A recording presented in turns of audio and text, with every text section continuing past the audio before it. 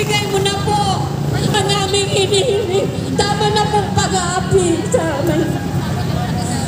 Tulungan mo ang lahat ng gusto ng totoong katotohanan at huwag mo ibigay, Panginoon, ang puro kasinungalingan ng dahil lang sa pira na kanilang pinaka-Diyos dito sa lupa. Lahat tayo mamamatay. Ang pira ay nandito lang pinahiram sa atin. Ang paghahandaan natin, ang ating tuluyang totoo sa Diyos Ama sa Langit, ang ating totoong kaligtasan. Tayo ay ginagamit lang ng mga politiko sa panahon ng eleksyon. Puro sa masa, puro sa masa, puro sa masa.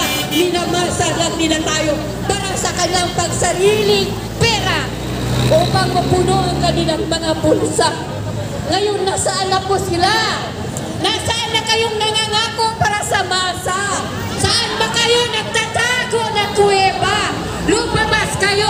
Iligtas mo itong mga taong inaapi. Kami pong lahat, mga kasama, marami pong salamat. Sinikap kong makarating upang ipalabas ko ang sama ng aking loob dahil hindi na po tama. Dahil pira lang ang kakailangan ng tao upang apihin ang kanyang kapataw at power. Kapangyarihan, tama na po. Ibigay na po sa amin ang para sa amin. Wala kaming hiling kundi mabuhay ng marangal na hindi kami mag-api sa aming kapwa. Maraming pong salamat. At lahat ng ito'y galing sa aking puso para sa aking pong lahat. Mga kasama, ano na kayo? Huwag na kayo magpatumpik-tumpik. Okay. Sa haba ng panahon na ay tinulungan kita. Umakbo ka na Vice President, tinulungan ka namin. Dahil akala namin, ibabalik mo yung dangal na respeto dito sa Pilipinas. At ngayon, tumakbo ka bilang presidente. Nakiusap sa amin si Inday Sara upang tulungan ka na hindi namin siya ibuboto kung hindi ka ibuboto. Ayaw pumayag kami. Milyon-milyon na Pilipino Muslim na bumuto sa'yo. Mga taga Davao, mga taga Manila, Luzon, Visayas, Mindanao. Dahil naniwala kami at umasa kami na itutuloy mo ang naumpisahan ng Tatay Digong na bel sa tunay na pagbabago. Ngunit ano nangyayari, President BBM, ako po ay nananawagan sa'yo na niloko mo kami, niloko mo ako. Isa po akong leader. Niloko mo kami, binudol mo kami. Ang kailangan mo lang na ibalik ka sa pwesto. Niloko mo si Vice President Sara Duterte, lalo-lalo na taong bayan. Dahil ang gusto mo lang ang sarili mo sa pera. Upang maibalik ang pangalan ng mga Marcos dito sa Pilipinas, mapaniwala mo ang mga tao na ikaw ay nagbago. Ikaw ay tutulong sa Pilipinas. BBM, ito lang ang masasabi ko sa'yo. Yung iniisip ko na ikaw ay hindi katulad na isa mong tatay na diktador si Apong Langay. Ngayon po, mali po. Nagkamali kami. Ang pagsisisi ko na ibinoto ka ng taong bayan ay 1 million times ang pagsisisi. Nakikita mo, BBM, sa'yo ako mananawagan. Nakikita mo, sinusunod mo yung asawa mo. Hindi yung pagboto namin sa'yo. Sinusunod mo yung mga kaalyado mo sa government tulad ng mga congressman na kung ano sinasabi sa'yo, sinusunod mo. Hindi mo ginagamit ang utak mo, BBM. Hindi mo ginagamit. Ito ba, gusto mo? Yung mga kababayan mo na bumoto sa'yo na 8 million ng KOGC na binababoy ng mga pulis. Hindi lahat ng pulis, ha? Yung mga pulis na kasama ni General Anong pangalan nun? General Torre, yung pangit na General. General Torre, yung ginawa mo sa mga kababayan namin dyan sa Davao, sa POGC, kung hindi ba naman kayo mga tanga, ang tanga mo, General, nakikita mo, di ba? Mayroong kang tanga na may Kibuloy sa harap mo. Kung ako si Kibuloy, magpapahuli ba ako sa'yo? Hindi. Tandaan mo ka, General, hindi habang buhay ay nakaupo si BBM sa pwesto at si General Marbel. Kayo, inisip lang niyo ang pira sa bayan, pero hindi yung mga tao na nasasaktan, na sinasaktan niyo tulad ng ginagawa niyo ngayon sa KOGC. Maraming inosente umiiyak dahil sa tergas na ginawa niyo. Ikaw, BBM, kung presidente ka, kilala mo ko. Kilala mo kami dahil simula na senador ka, nakiusap ka sa amin, naiboto ka namin, tulungan ka namin, maging leader ka namin. Pero anong ginawa mo? Isa ka pekihuat ka.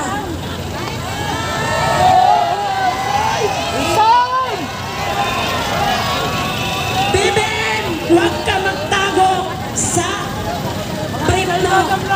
Huwag mo sundin ang mga demonyo nandyan sa paligid mo. Yan si Tambaloslos. Yan sino ba ito mga sinusunod mo? Si Abalos. Si Abalos, isa yan na dati ay maka Duterte, ngayon maka Marcos na. Kung saan yung matamis, doon siya. Mga balimbing, dahil lang sa pera, nandiyan kayo. Pag walang pera, wala kayo. Wala kayong mga bayan. Wala kayong mga itlog. Wala kayong mga itlog. Alam niyo kung bakit? Dahil pera lang ang kailangan niyo. Hindi yung tulungan ng taong bayan. President Marcos, hayaan mo ba ang binababoy ng mga pulis mo, ang mga taga-KOGC na mga inosente? Hindi kami papayag ng mga taga-Mindanao, mga Muslim, na kayo ay apang-apangan nyo kami.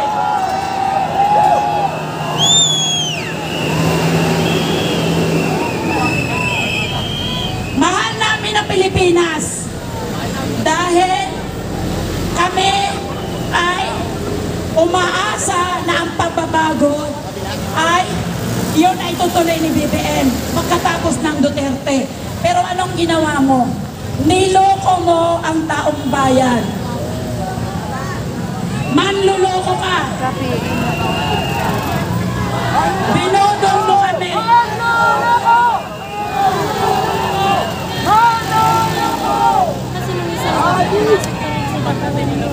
Binodon mo kami. Sige, sundin mo ang asawa mo, si Lisa Ranita. Sundin mo. Pag sinunod mo yan, ikaw ang kawawa. Pupulutin ka sa kampungan, tulad na nangyari noon.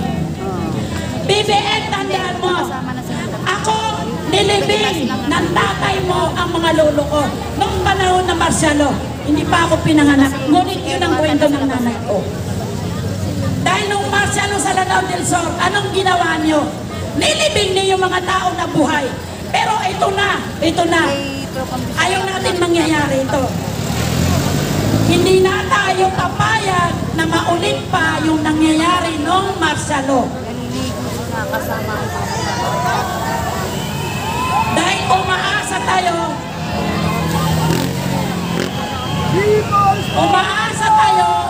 na hindi katulad ni BBM ang kanyang tatay.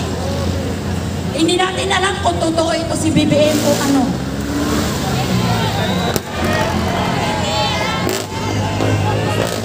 Ngayon, magkaisa tayo. Ako po ay nananawagan mula Luzon, Visayas, Mindanao.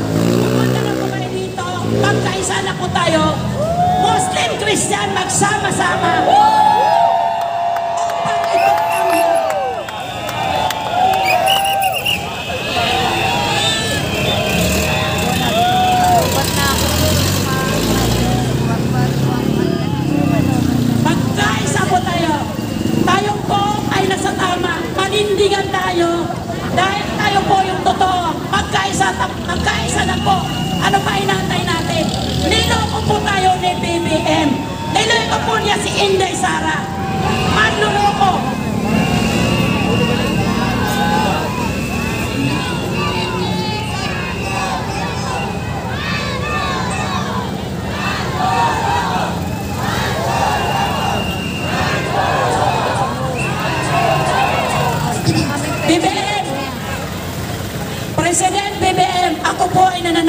sa'yo.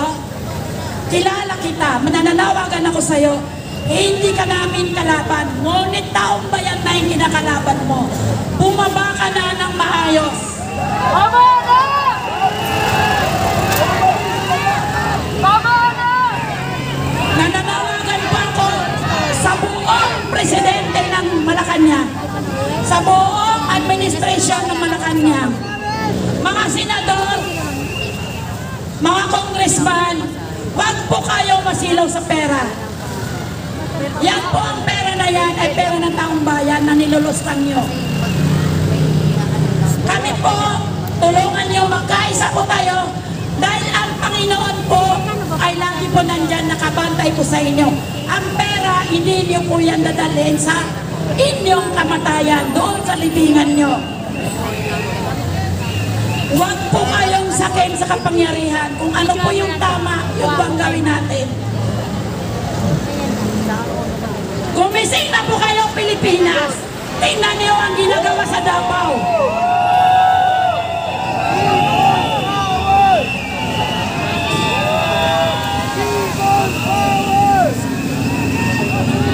Ipagtanggol po natin ang nangyayari ngayon sa KOGC. Sila po ay mga inosente. Kung hindi ba naman tanga, ito si General ano pangalan ko? Yung pangit na yun. Ikaw pangit ka na, General. Ang pangit-pangit mo.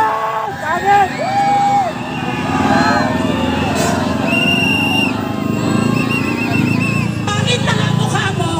Pagandahin mo yung trabaho mo. Alam mo, pera lang yung habol mo. Ito yung habol nila. 10 million ang habol nila dyan. Yun yung narinig ko. Ito po ay nakikita ko sa balita. At hindi ko alam kung ano itong interest nila sa loob ng KOGC. Baka mayroon silang huhukay. Baka mayroon itong tinatago si BBM sa ilalim ng lupa na kailangan mahukay. Wala kayong respeto sa kingdom.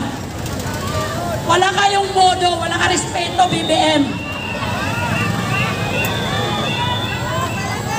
President Ferdinand Marcos, nananawagan ako sa iyo na bumaba ka ng maayos. Kami po ay handang samahan ka sa pagbaba mo.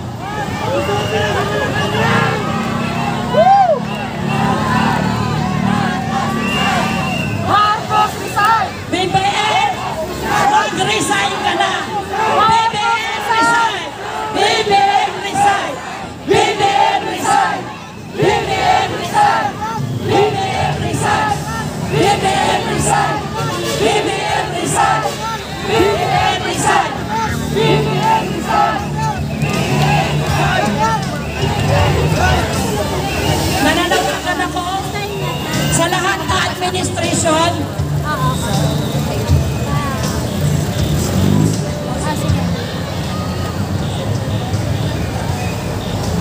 Magandang gabi po sa ating lahat. Sa mga pulis dyan, kami po ay pumunta dito, hindi makasit ng lagim. Okay?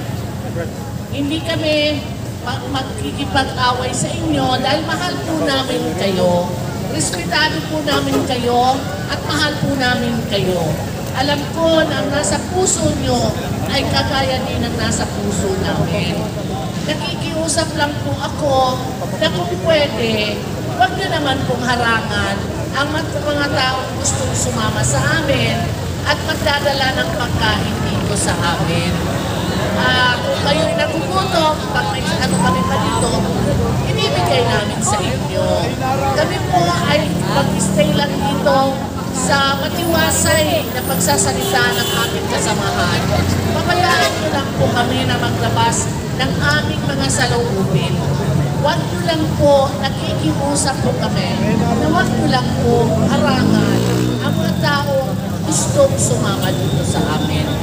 Okay? Sa mahal namin mga kapulisan nasa labas, alam ko na hindi kayo kagaya ng pulis na na pinamumunuan ni Torre alias Diwata. Salamat po. Tatapusin ko lang yung sinasabi ko.